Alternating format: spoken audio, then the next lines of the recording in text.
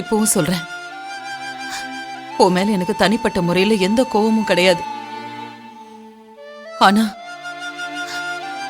உங்களாலதான் என் பொண்ணு அவ புருஷனை பிரிஞ்சுட்டான்னு நினைக்கும் போதுதான் என்னால உங்களை ஏத்துக்கவே முடியல.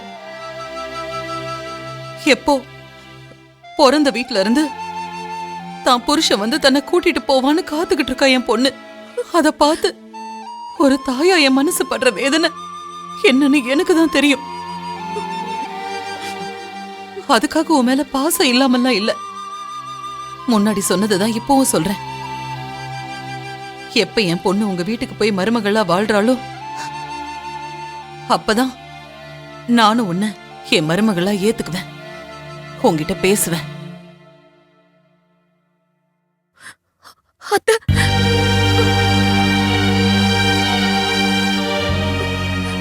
உங்களுக்கு வேணா என் மேல கோவம் இருக்கலாம், என்ன மருமகளை ஏத்துக்காம கூட இருக்கலாம். ஆனா எனக்கு எப்பவுமே அதே மரியாதையும் அன்பும் இருந்துகிட்டே தான் இருக்கு. சொல்ல போனா உங்க மேல இருக்க அன்பு இன்னும் அதிகமா இருக்குன்னு தான் சொல்லுவேன். இவ்வளவு நாள் உங்க கோவம் என்னன்னு என்கிட்ட காமிச்ச நீங்க, இன்னைக்கு எனக்கு ஏதோ ஆயிடுச்சுன்னு நீங்க பதறி துடிச்சத நான் பார்த்தேன்.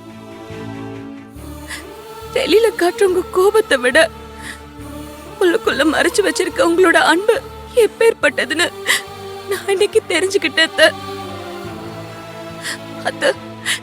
என் அண்ணனை பிரிஞ்சு தேவி அண்ணி படுற கஷ்டத்தை பாக்குறப்பெல்லாம் எனக்கே குற்ற உணர்ச்சியா இருக்கு.